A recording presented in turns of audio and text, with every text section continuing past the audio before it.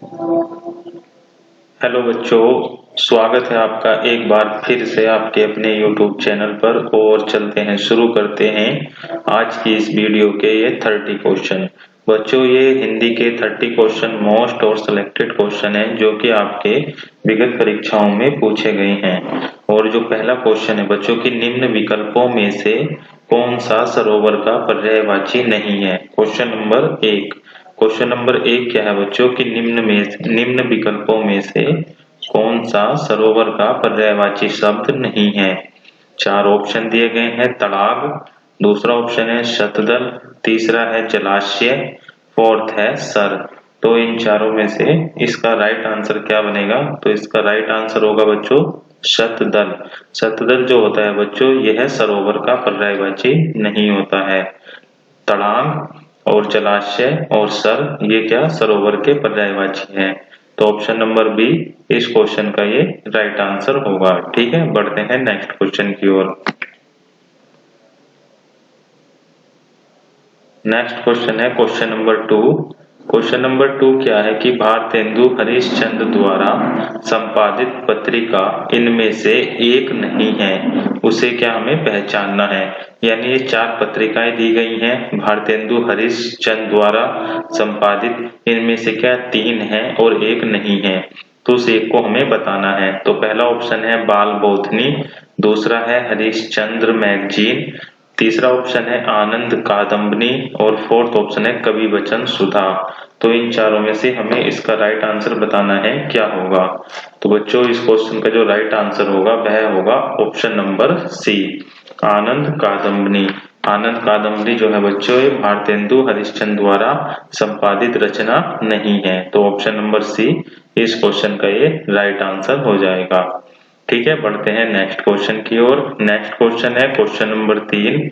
Question number तीन है कि प्रथम विश्व हिंदी साहित्य सम्मेलन किस सन में कब आयोजित किया गया था? बच्चों, सिलेक्टेड क्वेश्चन है और बहुत ही इंपॉर्टेंट क्वेश्चन है कि प्रथम विश्व हिंदी साहित्य सम्मेलन किस सन में कब आयोजित किया गया था? तो पहला ऑप्शन है 1945 उदयपुर में, दूसरा ऑप्शन है 1975 नागपुर में, तीसरा ऑप्शन है 1910 वाराणसी में और फोर्थ ऑप्शन है 1955 दिल्ली में। तो इस क्वेश्चन का जो बच्चों राइट आंसर होगा वह होगा सन 1975 नागपुर में। तो ऑप्शन नंबर बी इस क्वेश्चन का ये राइट आंसर हो जाएगा। ठीक है, बढ़ते हैं नेक्स्ट क्वेश्चन की ओर। नेक्स्ट क्वेश्चन है question number four. Question number four क्या है बच्चों कि लकीर का फकीर मुहावरे का शाब्दिक अर्थ क्या है? तो हमें बताना है कि लकीर का फकीर यह मुहावरा दिया गया है, इसका शाब्दिक अर्थ हमें बताना है कि क्या होगा। तो पहला ऑप्शन है पुरानी परिपाटी पर चलने वाला, दूसरा ऑप्शन है सबसे अलग रहने वाला, तीसरा ऑप्शन है बहाना बनाने वाला और फोर्थ ऑप्शन है बहुत घमंड का होना। तो लकीर का फकीर क्या होगा बच्चों इसका आंसर? तो इस मुहावरे का जो राइट आंसर होना चाहिए वह होना चाहिए ऑप्शन नंबर ए, पुरानी परिपाटी पर चलने वाला। ऑप्शन नंबर ए इस क्वेश्चन का ये राइट आंसर होगा। बच्चों, आज की इस वीडियो में 30 क्वेश्चन है और आपको वीडियो के लास्ट में बताना है कि आपके 30 क्वेश्चन में से कितने क्वेश्चन सही हुए हैं। और इस वीडियो को ज्यादा से ज्यादा अपने दोस्तों में शेयर करना है ताकि नए बच्चे भी इस YouTube चैनल से जुड़ सकें। बढ़ते हैं नेक्स्ट क्वेश्चन की ओर। नेक्स्ट क्वेश्चन है question number five. Question number five है कि मेरे को बाजार जाना है वाक्य में किस प्रकार की अशुद्धि है? मेरे को बाजार जाना है वाक्य में किस प्रकार की अशुद्धि है? तो बच्चों, मैंने इसमें चार ऑप्शन दिए गए हैं। संज्ञा, दूसरा है वचन, तीसरा है लिंग और फोर्थ ऑप्शन है सर्वनाम। तो इन चारों में से किस प्रकार की इस वाक्य में क्या है गलती है? तो बच्चों, मैंने अपनी इससे पहले जो वीडियो कराई है जो कि Uttar Pradesh constable practice set की वीडियो है, उसमें बताया है कहीं भी मेरे तेरे ये शब्द अगर आते हैं तो ये क्या होते हैं, हिंदी में गलत होते हैं। तो यहाँ क्या आना चाहिए, मुझको बाजार जाना है, तो यहाँ पर क्या शब्द आना चाहिए, मुझ शब्द आना चाहिए। ठीक है, मुझ को बाजार जाना है। तो यहाँ पर किस चीज की गलती है, तो ये सर्वनाम की गलती है। यानी ऑप्शन नंबर ए इस क्वेश्चन का ये right answer, sorry option number D इस क्वेश्चन का ये राइट आंसर हो जाएगा। ठीक है, बढ़ते हैं नेक्स्ट क्वेश्चन की ओर। नेक्स्ट क्वेश्चन है क्वेश्चन नंबर 6। क्वेश्चन नंबर 6 है कि बे तुम सम तुम उन सम, ठीक है। स्वामी में अलंकार का कौन सा रूप है? यानी बच्चों ये पंक्ति दी गई है यहाँ से यहाँ तक, ठीक है। ये यहाँ से यहाँ तक एक पंक्ति है, बे तुम सम तुम उन सम स्वामी में अलंकार का कौन सा रूप है? तो पहला ऑप्शन है भ्रांतिमान, दूसरा ऑप्शन है संदेह, तीसरा ऑप्शन है उपमा और फोर्थ ऑप्शन है रूपक। तो इस क्वेश्चन में अलंकार हमें बताना है, इस क्वेश्चन में अलंकार हमें बताना है कौन सा अलंकार होगा। तो बच्चों ये अच्छा क्वेश्चन है, आपने अगर ये अलंकार पहले नहीं पढ़ा है तो आप क्या इसे नोट डाउन कर ले, ताकि एग्जाम में अगर ये अलंकार पूछे तो आप इसे सही कर कर आए। तो बे तुम सम तुम उन सम स्वामी में अलंकार कौन सा है? तो इसमें उपमा अलंकार है, यानी ऑप्शन नंबर सी इस क्वेश्चन का ये राइट आंसर है, उपमा अलंकार। तो बच्चों ये क्वेश्चन अच्छा क्वेश्चन है, नया क्वेश्चन है, तो आप इसे नोट डाउन करके रख ले, ठीक है, ताकि एग्जाम में गलती ना हो। बढ़ते हैं नेक्स्ट क्वेश्चन की ओर। नेक्स्ट क्वेश्चन है क्वेश्चन नंबर 7 कि महादेवी वर्मा का प्रथम काव्य संकलन कौन सा है? महादेवी वर्मा का प्रथम काव्य संकलन कौन सा है? तो पहला ऑप्शन है निहार, दूसरा ऑप्शन है दीपशिखा, तीसरा ऑप्शन है रश्मि, फोर्थ ऑप्शन है निरिजा। तो महादेवी वर्मा का प्रथम काव्य संकलन कौन सा है? तो बच्चों इसका जो राइट आंसर है वह है ऑप्शन नंबर ए निहार। निहार इस क्वेश्चन का ये राइट आंसर हो जाएगा। बच्चों ये अच्छा क्वेश्चन था और सिलेक्टेड क्वेश्चन था, तो इस क्वेश्चन को क्या आप नोट डाउन करके रख ले, ताकि एग्जाम में ये क्वेश्चन गलत ना हो। ये इंपॉर्टेंट क्वेश्चन है, आप इसे स्टार लगा लीजिए। बढ़ते हैं नेक्स्ट क्वेश्चन की ओर। नेक्स्ट क्वेश्चन है क्वेश्चन नंबर 8। क्वेश्चन नंबर 8 है कि मौसम आज कुछ सुहावना सा है, वाक्य में सुहावना शब्द किसका परिचायक शब्द है? यानी इस वाक्य में ये वाक्य दिया गया है मौसम आज कुछ सुहावना सा है, तो इस सुहावना शब्द को हमें बताना है कि ये किस शब्द का परिचायक है। तो पहला ऑप्शन है ये क्रिया विशेषण है, या दूसरा ऑप्शन है विशेष्य है, या तीसरा ऑप्शन है विशेषण है, और फोर्थ ऑप्शन है संज्ञा है। तो इन चारों में से इस क्वेश्चन का जो राइट आंसर बनेगा बच्चों वह बनेगा विशेषण, कि आज मौसम कैसा है? तो सुहावना है। तो ये क्या है? हमारा विशेषण है, ऑप्शन नंबर सी इस क्वेश्चन का ये राइट आंसर हो जाएगा, विशेषण, ठीक है। विशेषण इस क्वेश्चन का ये राइट आंसर हो जाएगा। बढ़ते हैं बच्चों नेक्स्ट क्वेश्चन की ओर। नेक्स्ट क्वेश्चन है क्वेश्चन नंबर 9। क्वेश्चन नंबर 9 है कि कुछ बच्चे इधर जाओ, ठीक है, ये वाक्य दिया गया है कुछ बच्चे इधर जाओ, वाक्य में विशेषण पहचानिए। तो पहला ऑप्शन दिया गया है संकेतवाचक विशेषण, दूसरा दिया गया है गुणवाचक विशेषण, तीसरा ऑप्शन है संख्यावाचक और फोर्थ ऑप्शन है परिणामवाचक। तो कुछ बच्चे इधर जाओ, तो बच्चों इसका जो राइट आंसर होना चाहिए क्या होना चाहिए? तो इस क्वेश्चन का देखिए बच्चों इसमें कुछ आया है, ये कुछ क्या है? संख्या को दर्शाता है। तो यहाँ पर कौन सा इसका राइट आंसर होगा? ये होगा ऑप्शन नंबर सी संख्यावाचक विशेषण। संख्यावाचक विशेषण ऑप्शन नंबर सी इस क्वेश्चन का ये राइट आंसर हो जाएगा, ठीक है। बढ़ते हैं नेक्स्ट क्वेश्चन की ओर। नेक्स्ट क्वेश्चन है क्वेश्चन नंबर 10।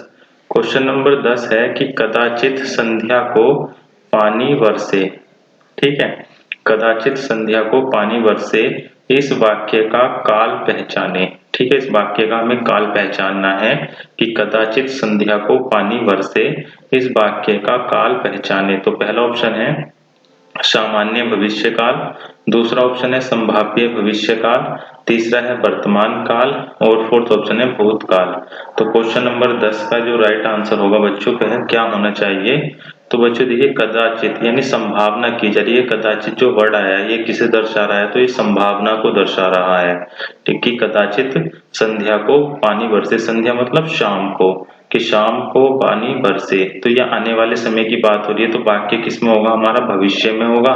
तो भविष्य के क्या दो ऑप्शन है, पहला और दूसरा, और किस चीज क्या हो रही है? संभावना हो रही है। तो संभावना क्या किसमें दी गई है? ऑप्शन नंबर बी में दी गई है। तो ऑप्शन नंबर बी इस क्वेश्चन का ये राइट आंसर होगा, संभाव्य भविष्य काल, यानी ऑप्शन नंबर बी इस क्वेश्चन का ये राइट आंसर है। बढ़ते हैं नेक्स्ट क्वेश्चन की ओर। नेक्स्ट क्वेश्चन है क्वेश्चन नंबर 11। क्वेश्चन नंबर 11 क्या है कि हिंदी को विकास प्रदान करने वाली भाषा कौन सी है? हिंदी को विकास प्रदान करने वाली भाषा कौन सी है? 4 ऑप्शन दिए गए हैं, पाली, प्राकृत, संस्कृत और अपभ्रंश। तो इन चारों में से इसका राइट आंसर बताना है, तो इसका राइट आंसर होगा बच्चों अपभ्रंश। ऑप्शन नंबर डी इस क्वेश्चन का ये राइट आंसर होगा अपभ्रंश। अपभ्रंश क्या है इस क्वेश्चन का ये राइट आंसर है, ऑप्शन नंबर डी। ठीक है, बढ़ते हैं नेक्स्ट क्वेश्चन की ओर। नेक्स्ट क्वेश्चन क्या है? Question number 12। क्वेश्चन नंबर 12 बच्चों ये अलंकार का क्वेश्चन फिर है कि बिनु पग चले सुने बिनु काना, यानी इस पंक्ति में हमें उक्ति में अलंकार पहचानना है। यानी बिनु पग चले सुने बिनु काना, इस उक्ति में अलंकार कौन सा होगा? तो पहला ऑप्शन है विभावना, दूसरा ऑप्शन है भ्रांतिमा, तीसरा है व्यतिरेक और फोर्थ ऑप्शन है संधि अलंकार। तो इन चारों में से बताना है इस क्वेश्चन का क्या राइट आंसर होना चाहिए कि बिनु पग चले सुने बिनु काना। तो इसमें जो अलंकार होगा बच्चों वह होगा ऑप्शन नंबर ए विभावना अलंकार। ऑप्शन नंबर ए इस क्वेश्चन का क्या राइट आंसर हो जाएगा। ठीक है, इस क्वेश्चन को आप नोट डाउन करके रख ले और बार बार अलंकार बच्चे अलंकार के जो क्वेश्चन होते हैं इन्हें आप बार बार रिपीट किया करें, तभी क्या है ये आपके अच्छे हो जाएंगे और एग्जाम में ये सही हो जाएंगे। ठीक है, बढ़ते हैं नेक्स्ट क्वेश्चन की ओर। नेक्स्ट क्वेश्चन है क्वेश्चन नंबर 13। क्वेश्चन नंबर 13 है कि रेशमी टाई, ठीक है, रेशमी टाई एकांकी संग्रह के रचयिता कौन है? ये रेशमी टाई क्या है बच्चों? ये एकांकी संग्रह है और इसके हमें रचयिता बताना है कि कौन है। तो पहला ऑप्शन है राम कुमार वर्मा, दूसरा ऑप्शन है रमाशंकर शर्मा रसाल, यानी दूसरा ऑप्शन है रमाशंकर शर्मा रसाल, और तीसरा है अमृता प्रीतम, और फोर्थ ऑप्शन है वेद प्रताप वैदिक। तो इन चारों में से इस क्वेश्चन का राइट आंसर क्या होना चाहिए? तो बच्चों इन चारों में से इस क्वेश्चन का जो राइट आंसर होगा वह होगा option number A Ram Kumar Verma. Option number A इस क्वेश्चन का क्या ये राइट आंसर हो जाएगा। राम कुमार वर्मा रेशमी टाई के रचयिता हैं। बढ़ते हैं नेक्स्ट क्वेश्चन की ओर। नेक्स्ट क्वेश्चन है क्वेश्चन नंबर 14। क्वेश्चन नंबर 14 क्या है बच्चों की नदी का जल ठंडा है, ठीक है, नदी का जल ठंडा है, ये एक वाक्य दिया गया है, का सामान्य बहुवचन बताइए। हमें इसका क्या बहुवचन बनाना है कि क्या होगा। तो नदी का जल ठंडा है इसका बहुवचन बनाना है। तो पहला ऑप्शन है नदी का जल ठंडा है, ठीक है, तो दूसरा ऑप्शन है सभी नदी का जल ठंडा है, तीसरा ऑप्शन है नदियों का जल ठंडा है, और फोर्थ ऑप्शन है नदियों का जल ठंडा है। यानी इस वाक्य का हमें सामान्य बहुवचन बनाना था कि क्या होगा। तो बच्चों इन चारों में से इसका जो बहुवचन रूप बनेगा वह बनेगा कि नदियों का जल ठंडा है, यानी ऑप्शन नंबर सी इस क्वेश्चन का राइट आंसर हो जाएगा। नदी का जो बहुवचन हो जाएगा नदियों हो जाएगा, बाकी पूरा वाक्य इसी प्रकार ये आ जाएगा। तो ऑप्शन नंबर सी इस क्वेश्चन का राइट आंसर हो जाएगा। ठीक है, बढ़ते हैं नेक्स्ट क्वेश्चन की ओर। नेक्स्ट क्वेश्चन है क्वेश्चन नंबर 15। क्वेश्चन नंबर 15 है कि पंडित बनारसी दास द्वारा लिखित हिंदी की पहली आत्मकथा का नाम क्या है? यानी पंडित बनारसी दास द्वारा लिखित हिंदी की पहली आत्मकथा का नाम क्या है? तो पहला ऑप्शन है अर्धकथा, दूसरा ऑप्शन है मेरा जीवन प्रवाह, तीसरा ऑप्शन है चांद सूरज के बीरन, और फोर्थ ऑप्शन है मेरी आत्म कहानी। तो इन चारों में से अच्छा क्वेश्चन है बच्चों, सिलेक्टेड क्वेश्चन है और इम्पोर्टेंट क्वेश्चन है। ठीक है, तो इसका जो राइट आंसर बनेगा वो बनेगा पहला ऑप्शन नंबर ए अर्धकथा। अर्धकथा क्या है बच्चों? हिंदी की पहली आत्मकथा है, और ये किसके द्वारा लिखी गई है? तो पंडित बनारसी दास के द्वारा लिखी गई है।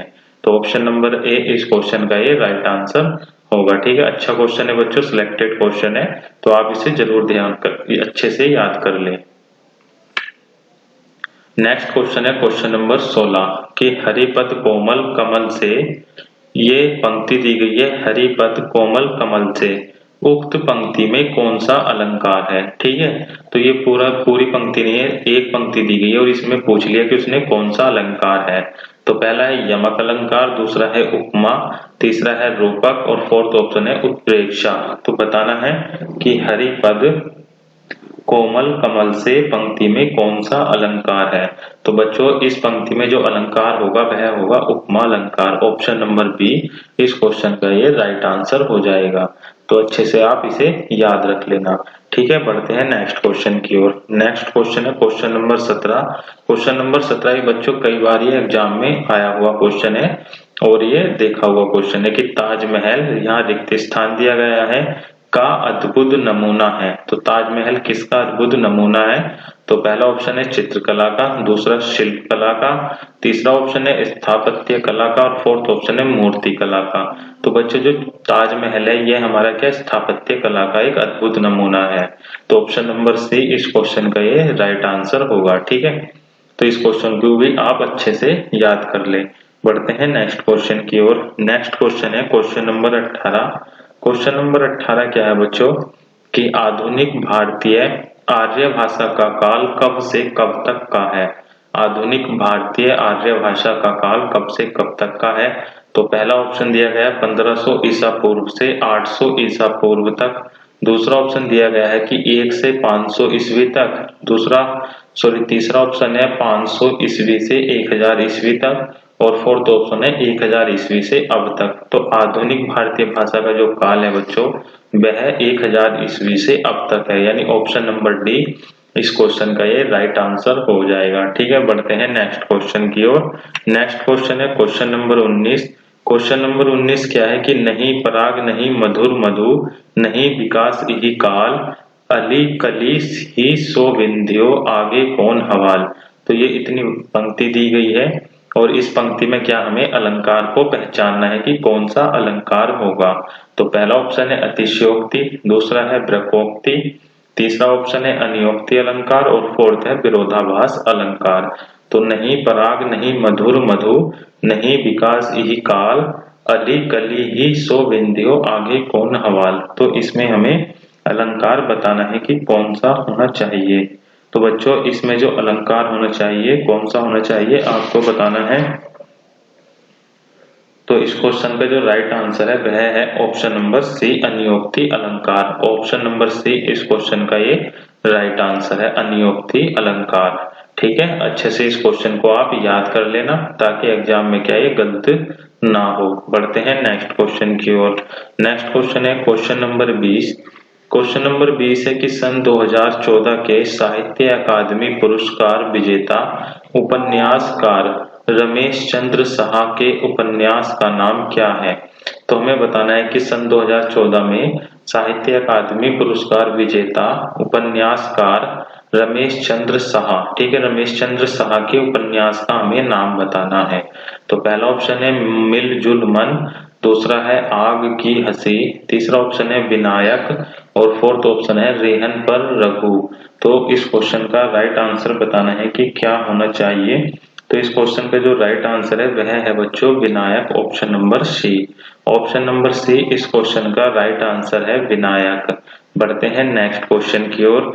नेक्स्ट क्वेश्चन है क्वेश्चन नंबर 21। क्वेश्चन नंबर 21 है कि कमल का स्त्रीलिंग बताइए। तो हमें कमल का क्या है स्त्रीलिंग शब्द बताना है। तो 4 ऑप्शन दिए गए हैं, ये पहला, दूसरा और ये तीसरा और ये फोर्थ ऑप्शन। तो इन चारों में से हमें बताना है राइट आंसर क्या होगा।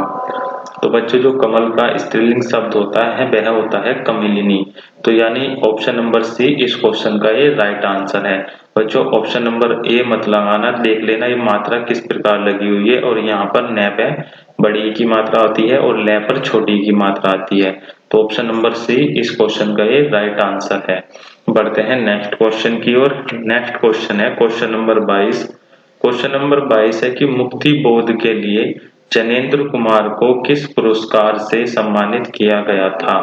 तो मुक्ति बोध किसकी रचना है बच्चों? तो ध्यान रखना जैनेन्द्र कुमार की है, यानी मुक्ति बोध के रचनाकार कौन है? जैनेन्द्र कुमार है। और उन्हें इसके लिए कौन सा पुरस्कार मिला है तो ये हमें क्वेश्चन में बताना है। तो पहला ऑप्शन है साहित्य अकादमी पुरस्कार, दूसरा है सरस्वती पुरस्कार, तीसरा ऑप्शन है मंगला प्रसाद पारितोषिक और फोर्थ ऑप्शन है ज्ञानपीठ पुरस्कार। तो क्वेश्चन नंबर 22 का क्या आंसर होना चाहिए बच्चों? तो क्वेश्चन नंबर 22 का राइट आंसर है साहित्य अकादमी पुरस्कार, ऑप्शन नंबर ए इस क्वेश्चन का ये राइट आंसर हो जाएगा। ठीक है, बढ़ते हैं नेक्स्ट क्वेश्चन की ओर। नेक्स्ट क्वेश्चन है क्वेश्चन नंबर 23। अच्छा क्वेश्चन है बच्चों कि अध्यापिकाएं, ठीक है, अध्यापिकाएं इस शब्द के वचन के आधार पर निम्नलिखित विकल्पों में से सही संधि विच्छेद का चयन करें। यानी अध्यापिकाएं की हमें संधि विच्छेद करना है वचन के आधार पर। तो कौन सा इनमें से ऑप्शन सही होगा? 4 ऑप्शन दिए गए हैं। तो बच्चों कमेंट करके बताइए इस क्वेश्चन का आंसर क्या होगा।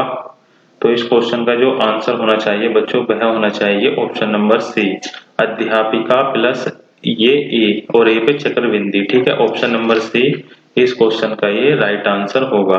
ठीक है, तो ये क्वेश्चन भी अच्छा क्वेश्चन है, अच्छे संधि विच्छेद है, तो इसे भी आप नोट डाउन कर ले। ठीक है, बढ़ते हैं नेक्स्ट क्वेश्चन की ओर।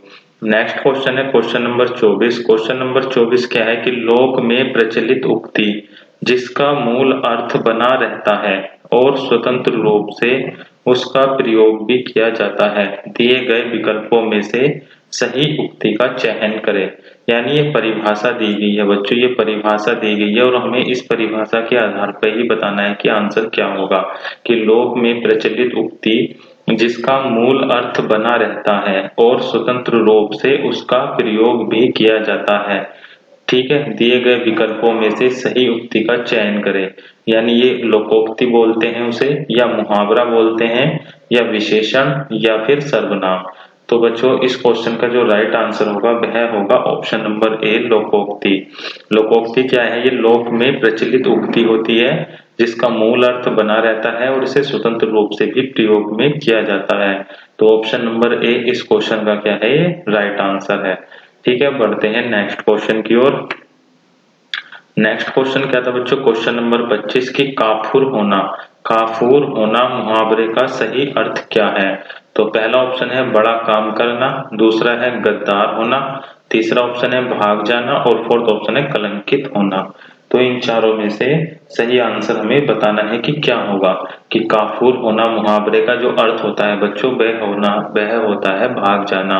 ऑप्शन नंबर सी इस क्वेश्चन का ये राइट आंसर होगा। ठीक है, बढ़ते हैं नेक्स्ट क्वेश्चन की ओर। नेक्स्ट क्वेश्चन है क्वेश्चन नंबर 26 कि उपमा अलंकार में उप का अर्थ क्या होता है? उपमा अलंकार में उप का अर्थ क्या होता है? तो पहला ऑप्शन है तोलना, दूसरा है ऊपर, तीसरा ऑप्शन है बादल और फोर्थ ऑप्शन है समीप। तो इन चारों में से हमें बताना है कि उपमा अलंकार में उप का अर्थ क्या होता है। तो इसका राइट आंसर होगा समीप, option number D. Option number D इस क्वेश्चन का ये राइट आंसर होगा। ठीक है, ये भी एक अच्छा और बढ़िया क्वेश्चन था। बढ़ते हैं नेक्स्ट क्वेश्चन की ओर। नेक्स्ट क्वेश्चन है क्वेश्चन नंबर 27। क्वेश्चन नंबर 27 क्या है? पायो जी मैंने राम रतन धन पायो। ठीक है, इस पंक्ति में हमें अलंकार बताना है कि पंक्ति के आधार पर सही अलंकार चुनिए। तो पहला ऑप्शन है अनुप्रास, दूसरा है उत्प्रेक्षा, तीसरा है रूपक अलंकार और फोर्थ ऑप्शन है उपमा अलंकार। तो इस क्वेश्चन का जो राइट आंसर होगा बच्चों वह होगा रूपक अलंकार, option number C. Option number C इस क्वेश्चन का ये राइट आंसर होगा। तो ये क्वेश्चन भी एक अच्छा क्वेश्चन है, आप इसे नोट डाउन जरूर कर ले। बढ़ते हैं नेक्स्ट क्वेश्चन की ओर। नेक्स्ट क्वेश्चन है क्वेश्चन नंबर 28। क्वेश्चन नंबर 28 है कि हिंदी वर्तनी के आधार पर सही वाक्य का चयन करें। तो हमें इन चारों में से सही वाक्य बताना है कौन सा होगा। तो पहला ऑप्शन है तुम इसका दाम देते जाओ, दूसरा ऑप्शन है तुम इसके दाम देते जाओ। तो यानी चारों वाक्य एक ही जैसे लिखे हुए हैं, बस परिवर्तन कहाँ पर हुआ है? ये लास्ट में जो शब्द दिए गए हैं, हमें इसके आधार पर बताना है कि कौन सा सही होगा। ठीक है, तो बच्चों इसका जो क्वेश्चन नंबर 28 का राइट आंसर होना चाहिए वह होना चाहिए ऑप्शन नंबर बी, तुम इसके दाम देते जाओ। यानी ऑप्शन नंबर बी इस क्वेश्चन का ये राइट आंसर होगा। लेकिन क्वेश्चन नंबर डी भी बच्चों बिल्कुल इसी के जैसा सेम है, दाम देते जाओ। तो ये दोनों ही सही है, यानी ऑप्शन बी और ऑप्शन डी दोनों ही क्या हमारे ये सही आंसर है। ठीक है, बढ़ते हैं नेक्स्ट क्वेश्चन की ओर।